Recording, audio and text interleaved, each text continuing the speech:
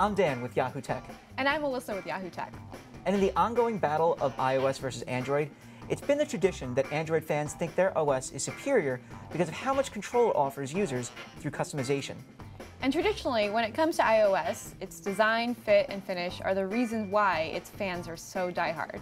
So in that spirit of healthy, friendly competition, today, in a head-to-head match, we're pitting Android's Lollipop against Apple's iOS 8.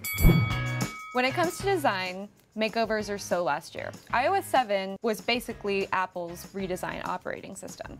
And now iOS 8 is that same wonderful design with a bunch of really helpful features baked in. Lollipop is the single biggest update to Android since it debuted in 2008.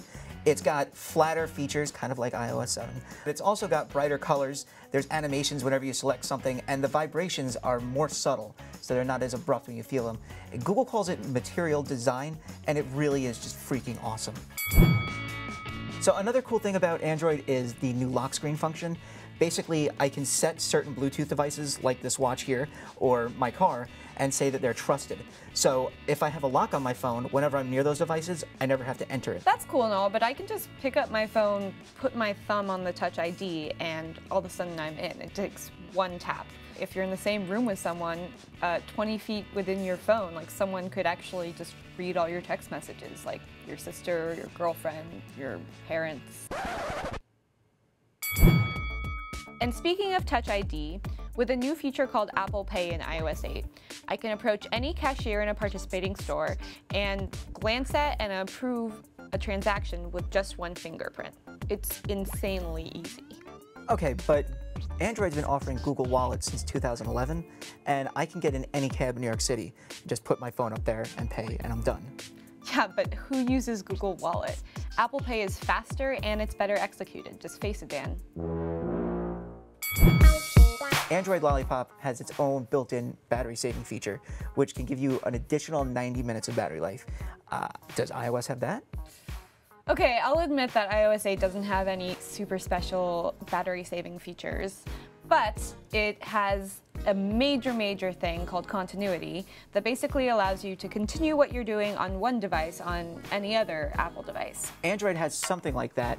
I can listen to music on a tablet. If I'm sitting there, just rocking out to some Tay-Tay, right, a little Taylor Swift, I can go get up, grab my phone, and pick up right at the same point in her new album, and just start, listening right away.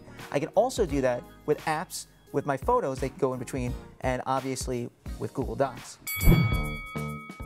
When it comes to camera software, Android Lollipop has iOS 8 beat. What I can basically do with this phone is I can change the manual exposure. I can change the resolution of my photos, so I can shoot at 21 megapixels, or I can shoot at 5 megapixels. I can also change the focus of my image after I take it. So I can shoot a picture of my dog and something in the background, and if I want to make the dog sharp, I can do that. If I want to make the background sharp, I can do that. Okay, that sounds very advanced. But when I'm taking photos with my phone, I'm on the run. I don't actually care about messing with controls. I just want to be able to adjust the exposure and the focus as I'm pointing my phone at whatever cute cat I'm taking a photo of. iOS 8 does that for me, and that's all I need. Look, not to rub salt in the wound, but iOS has been a muse for developers for years now. Common apps like Facebook or Twitter or Evernote all just look prettier on iPhone and on iPad. And the cool new experimental apps always come out on iOS first. Not to mention they're updated quicker too. Well, I don't really care if they look pretty, I just want them to work. Look, iOS 8 just works for you. When you click on a link and you want to buy something, it'll take you straight to the App Store. When you open a browser, it'll open a browser. It won't ask you which one you want to use. It takes care of all of the stuff that you don't want to worry about in the background and just makes things happen for you. With Android, it's a lot more options and it's a lot more headache.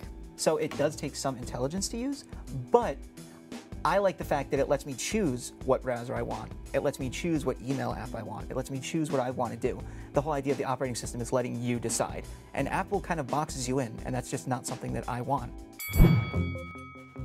When it comes to iOS 8, I'll admit that some of the best features were probably stolen from Android.